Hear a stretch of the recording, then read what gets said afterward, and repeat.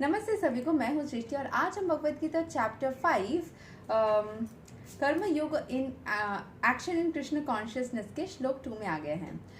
पिछले श्लोक में हमने जाना था कि कैसे अर्जुन को हम सभी के जैसे डाउट था कि क्या संन्यास लेने के बाद हमें भक्ति करनी चाहिए या भक्ति करते करते काम करना चाहिए। सो यहाँ पे सबसे बड़ा जो मिथ है लोगों में कि संन्यास लेने के बाद ही हम सिर्फ भक्ति कर सकते हैं, सबसे बड़ा जो मिसकंसेप्शन है, सबसे बड़ा जो कन्फ्यूजन है वो क्लियर होने जा रहा है। This is the biggest one of the biggest shlokas जो हमें बहुत ज़्यादा इम्पैक्ट करने वाला है। ठीक है, सो रोज की तरह पहले मैं संस्कृत में श्लोक को पढ़ूंगी, उसके इंग्लिश ट्रांसलेशन को देखेंगे और मीनिंग को समझेंगे। तो चलिए शुरू करते हैं। श्री भगवान उवाच संन्यास कर्म योगास च निःश्रेयसा काराव उभयू तयोस्तु कर्मा संन्यासत् कर्म योगो विसीयते। The personality of Godhead replied, the renunciation of work and work in devotion are both good for liberation. But of the two, work in devotional service is better than renunciation of work. मतलब अगर आप काम करते करते ईश्वर को नाम जापते हो या आप संन्यास लेने के बाद खाली वक्त में ईश्वर का नाम जापते हो, दोनों ही आपको मुक्ति की तरफ लेके जाएगा। लेकिन दोनों में उत्तम है कि आप डिवोशनल सर्विस करते करते काम को जारी रखो। अपने प्रोफेशनल लाइफ में, अपने यंग एज में जब आप कर्मरत इंसान हो, उस कर्म को करते करते ईश्वर को नाम लो, ईश्वर का नाम लो। ठीक है, सो ईश्वर को याद करो, उनके लिए आप जाप करो। डिवोशनल सर्विस कलयुग में सबसे बड़ा होता है उनको याद करना, ना कि आपको बैठ के फूल चंदन से पूजना। हाँ, वो सब अगर आपको मन करता है एक टाइम के लिए आप कर सकते हो, लेकिन ज़्यादा से ज़्यादा जाप करो, चैंटिंग करो। जब ये सब चीज़ें मुझे पता नहीं था तब भी मैं इस बात को लोगों तक बोलती थी, क्योंकि ये मेरा पर्सनल एक्सपीरियंस है। जब मैं कृष्ण भक्ति को उस तरीके से नहीं करती थी, अलग देवी देवताओं की चैंटिंग करती थी, क्योंकि बचपन से मैं स्पिरिचुअल हूँ, मुझे अच्छा लगता है स्पिरिचुअलिटी। टचवुड, ईश्वर ने मुझे भक्ति दी, मैं बहुत ज़्यादा कृतज्ञ हूँ और मैं मैं प्रार्थना करती हूँ कि मेरे हृदय में भक्ति हमेशा वृद्धि ही होती जाए, भक्ति की स्थान हमेशा मेरे हृदय में, मेरे सोल को मिलती रहे और हम सबको मिले। ठीक है, यही मेरी सबसे बड़ी प्रार्थना रहती है जब मैं जाप करती हूँ, अपने लिए, अपने पेट्स के लिए, अपने लव्ड वंस के लिए, अपने फैमिली के लिए, फ्रेंड्स के लिए, अननोन लोगों के लिए भी। तो यही प्रार्थना करती हूँ बार बार कि ईश्वर की कृपा उन पे रहे और उनके हृदय में ईश्वर का वास हो, उनके हृदय में भक्ति हो, प्रेम हो, शांति हो। यही चीज़ बोला जा रहा है कि आप काम करते करते ईश्वर को याद करो। सबसे इजी चीज़ होता है ईश्वर को याद करना, या उनके लिए डिवोशनल सर्विस होता है उनको याद करना, उनसे हृदय से जुड़ना, उनका जाप करना। जाप करने से ही आप उनसे कहीं ना जुड़ जाते हो। ठीक है, सो यहाँ के एक्सप्लेनेशन को समझ लेते हैं। Fruitive activities seeking sense gratification are cause for material bondage. As long as one is engaged in activities aimed at improving the standard of bodily comfort, one is sure to transmingle to different types of bodies, thereby continuing material bondage perpetually.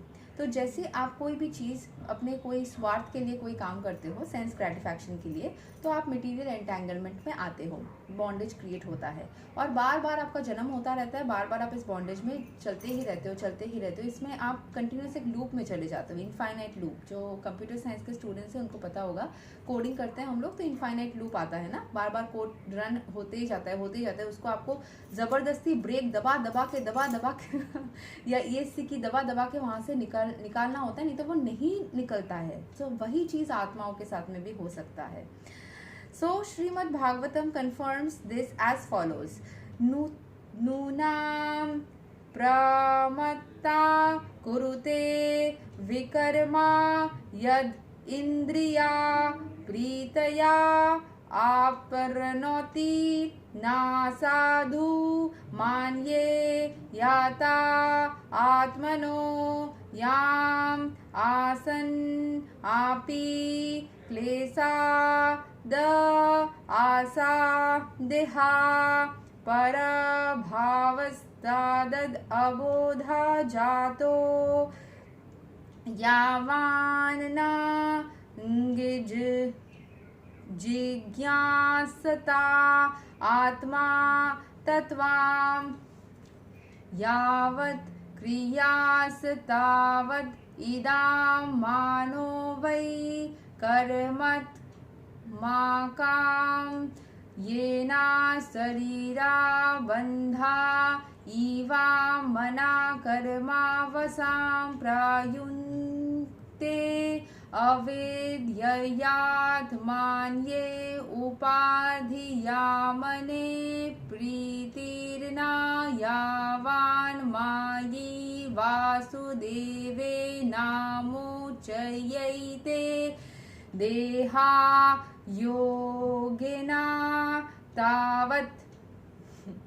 काफी लंबा संस्कृत श्लोक था, इसके meaning को समझ लेते हैं। People are mad after sense gratification and they do not know that this present body which is full of miseries is a result of one's fruitive actions in the past। जो भी दर्द आपको मिल रहे हैं वो आपके पिछले जन्म के कर्म के फल है। कभी ऐसा सोचा है कि अगर आपके साथ में अच्छा हो रहा है तो क्यों अच्छा हो रहा है? खराब थोड़ा सा भी होता है तब सोचते थे अरे ये मेरे साथ खराब ही हुआ। अगर थोड़ा सा भी अच्छा होता है तब भी सोचा करो। जैसे मैं बचपन में सोचती थी कि मेरे साथ ये सब अच्छा क्यों हो रहा है, कुछ भी अच्छा होता था तो मैंने ज़रूर अच्छे कर्म खुद किए होंगे, तो मैं खुद के लिए ग्रेटफुल हो जाती थी। थैंक यू सृष्टि, तुमने पिछले जन्म में, मैं अपने आत्मा को बोलती हूँ खुद ही, कि तुमने पिछले जन्म में ज़रूर अच्छे कर्म किए होंगे जो तुम्हारे साथ इतना अच्छा हो रहा है। ऐसे भी खुद को बोला करिए जब भी खुद के साथ में कुछ अच्छा होता है तो खुद के लिए ग्रेटफुल हो जाए, खुद के आत्मा के लिए ग्रेटफुल हो जाए, खुद के आत्मा को थैंक यू बोलिए कि थैंक यू, तुमने अच्छे कर्म करे जिसके वजह से आज तुम्हें इस शरीर में रह के वापस से अच्छाई का सामना करना हो पा रहा है, अच्छाई को देखना मिल रहा हो रहा है। अगर आप एसी रूम में बैठे हैं तो ग्रेटफुल हो जाइए। कितने सारे लोग जिनके पास एसी नहीं है वो कितने दर्द में हैं। अगर आपको वीडियो रिकॉर्ड करने के लिए स्वर है, दृष्टि है, कर्ण है, हाथ पैर है, ग्रेटफुल हो जाइए कि आप एक स्वस्थ इंसान हैं। हर वक्त ग्रैटिट्यूड अपने हृदय में रखिए। Thank you thank you thank you आत्मा, और ईश्वर को ग्रेटफुल हो जाइए कि थैंक यू, आपने मेरे अच्छाई के फल को मुझे प्रदान किया, मुझे अपने अच्छाई का फल मुझे दिया जिसके वजह से आज मैं स्वस्थ हूँ। और अगर मैंने कुछ भी गलत किया भी होगा तो उसको भी आपने माफ़ कर दिया। थैंक यू सो मच ईश्वर, आपने मुझे अच्छा जीवन दान दिया, अच्छा खाना दिया, अच्छा पोशाक दिया, अच्छी ज़िंदगी दी। सारे समस्या आते हैं तो फिर भी उससे मैं निपट सकती हूँ, इस क्षमता को मुझे प्रदान किया। तो इन सब चीज़ों के लिए बार बार ग्रैटिट्यूड दिखाते रहिए और थैंक यू बोलते रहिए, क्योंकि कब पता नहीं क्या अब नेगेटिव बोलना भी एक नेगेटिव कर्मा होता है। बोल बोल के भी अफर्म हो जाता है, वो चीज़ सच हो जाता है। इसीलिए बार बार हरे कृष्ण कृष्ण कृष्ण हरे हरे, हरे राम राम राम हरे हरे जाप करिए, मन को शांत करें और ग्रैटिट्यूड फॉलो करें। आगे में देख लेते हैं क्या हो रहा है। Although this body is temporary, it is always giving one trouble in many ways. Not always giving trouble, can give a trouble. ठीक है? Therefore, to act for sense gratification is not good. One is considered to be a failure in life as long as he makes no enquiry about his real identity. तब तक वो failure है जब तक वो खुद को समझने की कोशिश ही नहीं करता है, खुद के अंदर झांक के देखने की कोशिश ही नहीं करता है, तब तक वो फेलियर है। सिर्फ खुद के नहीं, आप अगर कुछ चीज़ कोशिश ही नहीं करते हो तो वैसे ही ट्राई नहीं कर रहे हो तो फेल हो ही जा रहे हो। कोशिश करके फेल हो रहे हो या फिर पास हो सकते हो, दोनों ऑप्शंस है आपके पास, एटलीस्ट ट्राई कर लो। As long as he does not know his real identity, he has to work for fruitive results, for sense gratification. And as long as one is engrossed in the consciousness of sense gratification, one has to transmit it from one body to another. जितना देर आप इस उलझन में रहोगे, खुद को स्वार्थ के लिए करोगे, तो आप बार बार एक बॉडी से दूसरा बॉडी, दूसरे बॉडी से तीसरा बॉडी, ऐसे ही आप जंप करते रहोगे। Although the mind may be engrossed in fruitive activities and influenced by ignorance, one must develop a love for devotional service to Vasudeva. जितना भी दिमाग में, क्योंकि देखिए हम जितना भी बोले मटेरियल वर्ल्ड में रहते तो कैलकुलेशंस चलते हैं। जैसे मेरा एक एकेडमी है जहाँ से मैं टीचर्स को बहुत सारे जगह पे सेंड करती हूँ, मैं टीचर्स प्रोवाइड करती हूँ, तो वो सारे बातें मेरे जॉब के बीच में कॉल्स आ जाते हैं, तो मैं कभी कभी कॉल बहुत अर्जेंट हो तो उठा लेती हूँ, जॉब हाथ में चल रहा होता है, दिमाग में वो चल रहा होता है, फिर भी बात कर रही हूँ। सो माइंड में मटेरियल चीज़ें चलेंगी, क्योंकि मटेरियल वर्ल्ड में रह के आपको रिनाउंसिएशन करने से मना ही किया जा रहा है। बोला जा रहा है कि आप काम करो और साथ में दिमाग में ईश्वर को चलाओ, जिंदगी में ईश्वर को रखो। सो काम चलेगा, लेकिन हृदय में ईश्वर का वास ऐसे होना चाहिए कि काम करते करते भी आप ईश्वर को याद करें। Although the mind may be engrossed, okay, only then one can have the opportunity to get out of the bondage of material existence. देखिए यहाँ पे बॉन्डेज से निकलना मतलब ये नहीं होता है कि आपकी मृत्यु हो जाएगी। बहुत सारे लोग इसीलिए नहीं करते। मैं भी डरती थी कि कहीं मैं मर तो नहीं जाऊंगी अचानक से, और मैं अगर किसी चीज़ को चाहती हूँ, कोई चीज़ रखने का इच्छा हो रहा है, क्या वो चला तो नहीं जाएगा। क्या होता है ना, एक्चुअली हम मटेरियल बॉन्डेज से निकल जाते हैं, मतलब वो अटैचमेंट नहीं रहती, और नेगेटिव इमोशन से निकल जाते हैं पीसफुल लाइफ में। मतलब अगर आप दुनिया में हो भी, जब भी हो, शांति से रहो, पीस में रहो, खाना मिल जाए टाइम से, शरीर स्वस्थ रहे, सोने को मिल जाए, पोशाक मिल जाए, काम मिल जाए, शांति रहे, खुशियाँ मिल जाए, अच्छे दोस्त मिल जाए, सुसंग मिल जाए। सो ये सब चीज़ें इंपॉर्टेंट होते हैं ना। सो ये सब चीज़ें आपको मिलना स्टार्ट हो जाता है। मटेरियल बॉन्डेज में आप नहीं फंसते हो, किसी भी चीज़ में आप दर्द में, नेगेटिव इमोशंस में नहीं फंसते हो, उससे मुक्ति मिल जाती है। और शरीर में रहना है, शरीर से निकलना है, ये वाला कंसेप्ट तो हम बस एज्यूम कर सकते हैं ना। एक्चुअली शरीर से निकलने के बाद में कहाँ हम जाते हैं, किस तरीके से क्या होता है, वो हम देखे नहीं है कोई भी। सो जितना दिन इस शरीर में रहोगे, सारे बॉन्डेजेस से मुक्त रहोगे और मस्त मलंग रहोगे। Therefore, jnana or knowledge that one is not this material body but spirit soul is not sufficient for liberation. सिर्फ ज्ञान रहने से आप मुक्त नहीं हो सकते। One has to act in the status of सिर्फ पढ़ लिया, जान लिया, कैसे होगा, उसको जिंदगी में उतारो, वैसे चलो। जैसे हम सभी इन्वायरमेंटल साइंस या ईवीएस में पढ़ते हैं कि हमें अपने साइड चारों ओर साफ सफाई बनाना चाहिए। बॉटल्स में भी लिखा रहता है कीप योर सिटी क्लीन, लेकिन बहुत सारे लोग हैं जो रास्ते में बॉटल्स को फेंक देते हैं, कचरे को फेंक देते हैं। सो जब आप पढ़ रहे हो कि आप जिंदगी में उतार भी रहे हो, उससे तो कचरा फैल ही जा रहा है। तो इतना पढ़ाने का, एडुकेट करने का लोगों का क्या मतलब रहा अगर लोग एडुकेट होने के बावजूद, डिग्रीज रखने के बावजूद उसको नहीं फॉलो करते हैं। इसीलिए मैं बिना द्विधा, अगर मुझे कहीं पे भी कचरा दिखा, जो अगर उसको डस्टबिन आसपास है तो मैं उसको उठा के फेंक देती हूँ। और मेरा कचरा तो मैं लाके अपने डस्टबिन में फेंकती हूँ अगर डस्टबिन नहीं मिले, और अगर रिसाइकलेबल प्रोडक्ट्स मुझे मिले तो मैं उसको रिसाइकल में भेज देती हूँ। उसके लिए चंद पैसे भी मिलते हैं, एंड वो पैसे मैं अपने कर्म के पैसे मान के रख लेती हूँ, क्योंकि अगर मैंने उसको उठा करके डाल के प्रोसेसिंग में भेजा है तो मैंने कर्म किया है। अपने शरीर को झुका करके, उसको उठा करके अपने साथ ला करके घर में उसको कैरी करके रख के प्रोसेस करके भेज रही हूँ।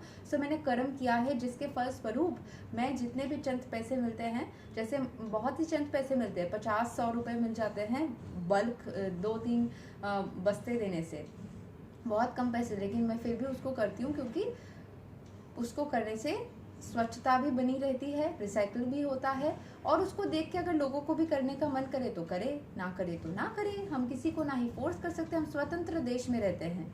इंडिया एक स्वतंत्र देश है, भारतवर्ष का ये कहानी है।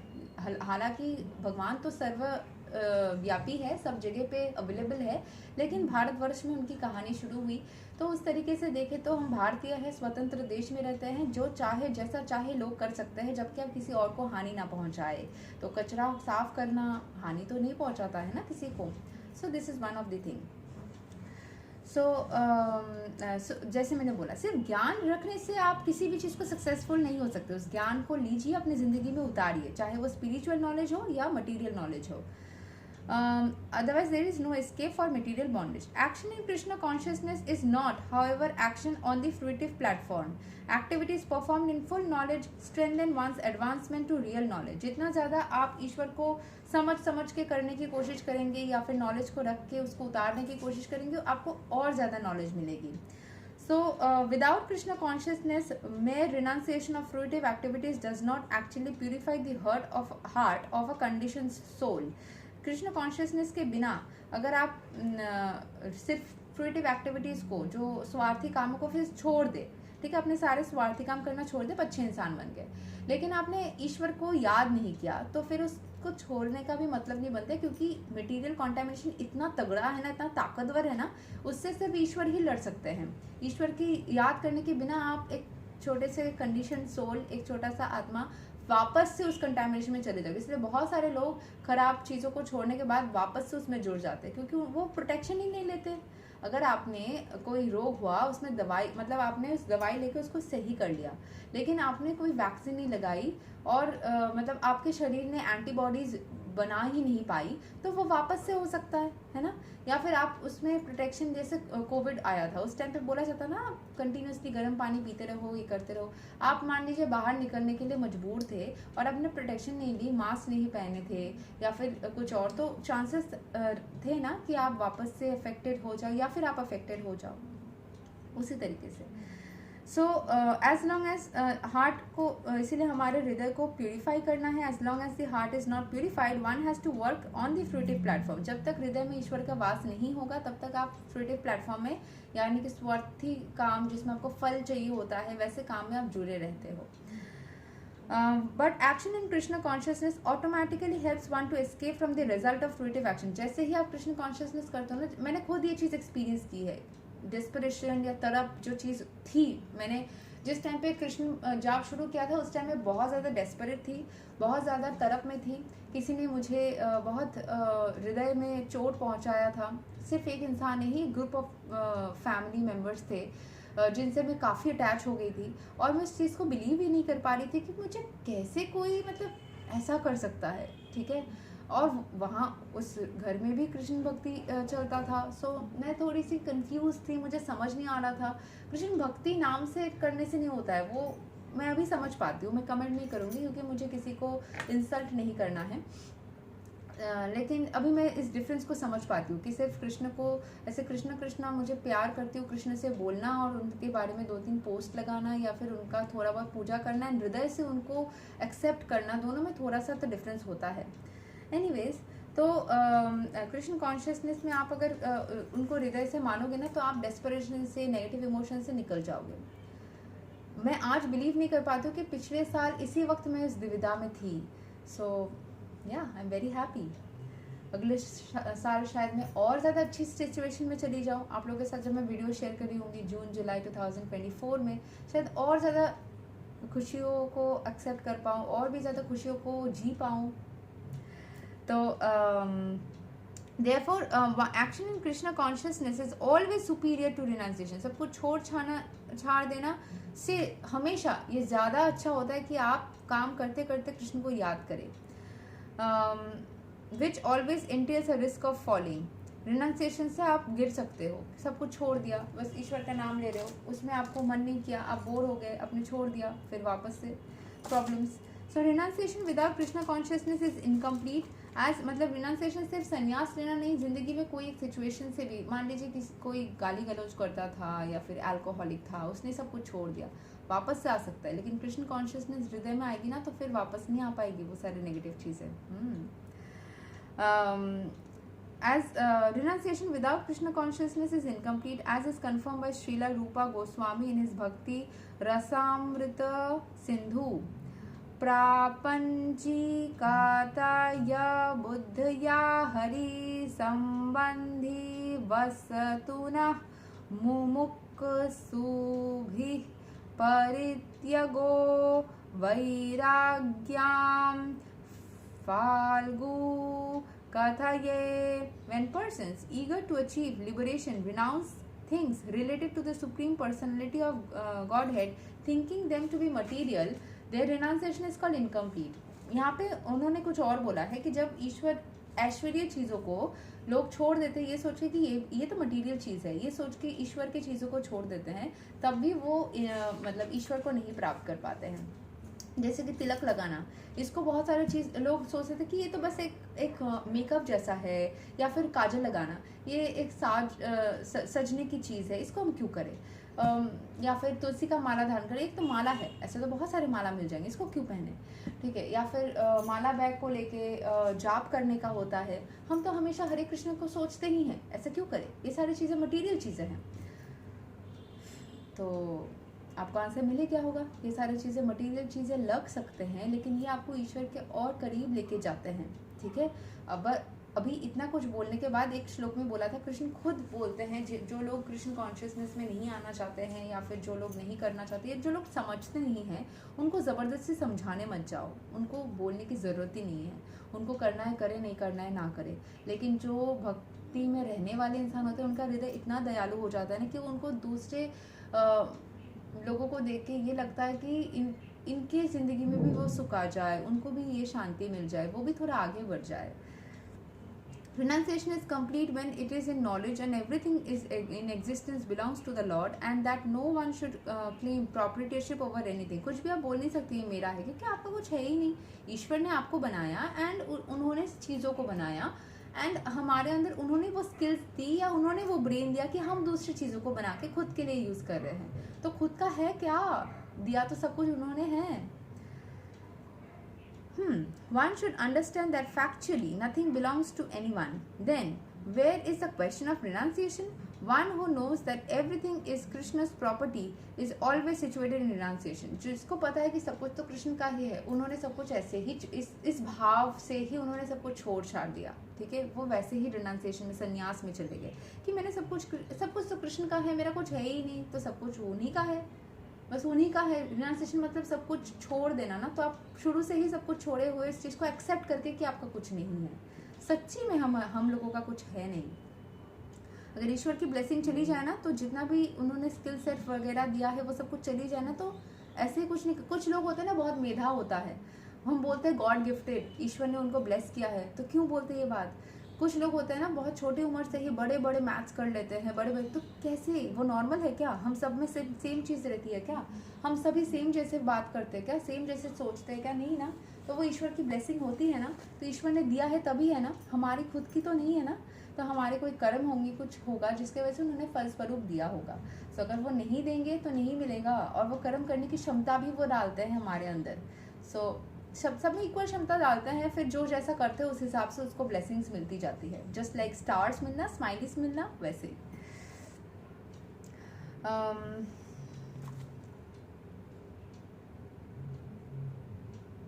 Since everything belongs to Krishna, everything should be employed in the service of Krishna. क्योंकि सब कुछ कृष्ण का ही है, तो सब कुछ उन्हीं की सेवा में लगा देना चाहिए। The perfect form of action in Krishna consciousness is far better than any amount of artificial renunciation by a sannyasi on the Mayavadi school. तो आप इसका मतलब मैं ये नहीं कभी बोलूँगी कि आप जाके सारे टेम्पल्स में, जो कृष्ण टेम्पल्स है वहाँ जाके सब कुछ दान कर दो और अपने बारे में सोचना भूल जाओ। मंदिरों में दान ना करो, बट हाँ, ईश्वर के ही को याद करके उनके जो क्रिएशन, जो मुझे लगता है, बाकी आपकी इच्छा, क्योंकि हम सब स्वतंत्र जीव है। सो जो प्लांट्स है उनको लगाओ, उनकी सेवा करो। जो फ्री सर्विसेज होते हैं, जहाँ पे आपको जाके कोई अलग से इंस्टीट्यूशन में वही मटेरियल चीज़ों के जैसे दान नहीं करना होता है। आप पक्षियों को पानी पिलाओ, खाना खिलाओ, आप एनिमल्स का टेक केयर करो, आप लोगों को और भी ज़्यादा कृष्ण कॉन्शियसनेस के प्रति जाने के लिए मदद करो। अगर मॉनिटरीली हेल्प नहीं कर सकते, उनके लिए प्रेयर्स कर सकते हो। अपने लिए जाप करो, दूसरे लोगों के लिए जाप करो, उनके हृदय में भी कृष्ण का वास हो, उस भाव को अपने मन में जगाओ। जो गरीब लोग होते हैं उनको पैसे से नहीं, बल्कि उनको चीज़ों से, मतलब उनको हेल्प करने की कोशिश करो इस तरीके से कि कोई वो डुप्लीकेसी नहीं होना चाहिए। बहुत सारे लोगों को लगा करके वो करते हैं, आई वॉन्ट टू से, मुझे वो वर्ड नहीं याद आ रहा है, लेकिन करप्शन होती है बहुत सारा। तो करप्शन से दूर रहो थोड़ा सा। और क्योंकि मैं पैसा किसी भी गरीब चाहे तो मैं दे दी, ऐसा मैं अवॉइड करती हूँ, क्योंकि बहुत सारे करप्शन भी चलते हैं इसके पीछे, जिसको मैं नहीं कभी बढ़ावा देना चाहती। तो मैं उनको जिस तरीके से भी हो मदद करने की कोशिश करती हूँ, हृदय से प्रे करती हूँ। सो इस तरीके से उनको भी कृष्ण या जो भी फॉर्म में वो कंफर्टेबल है, उनको भी ईश्वर से जुड़ने के लिए मदद कर सकते हो। तो देयर आर डिफरेंट वेज। कर्म दान करना सबसे बड़ा दान होता है। पैसे भी हम जो रोज़गार करते हैं वो भी कर्म करके ही रोज़गार करते हैं ना, तो वो कर्म का ही फल है, जो फल हम किसी को दे रहे हैं। तो वो फल डायरेक्ट देने से आप वापस में कर्म ही कर सकते हो उनके लिए। सो कर्म दान करना बहुत महत्वपूर्ण होता है, तो वैसे कर सकते हैं। सो अलग अलग फॉर्म्स में हम काम ईश्वर के लिए कर सकते हैं, ईश्वर को अपनी ज़िंदगी में रखते हुए कर सकते हैं। That is the best form जो यहाँ पे बोला गया है। वैसे अगर आप बूढ़े एज में आ गए हो एंड आपने कुछ और करना नहीं है, तो आप ईश्वर का नाम ले रहे हो, तो उसमें भी आपको हमेशा ही मुक्ति मिलेगी। यही तक था श्लोक number 2 of Bhagavad Gita chapter 5, Karma Yoga action in Krishna consciousness. अगले वीडियो में हम मिलेंगे, तब तक के लिए हरे कृष्ण, राधे राधे, जय श्री राम।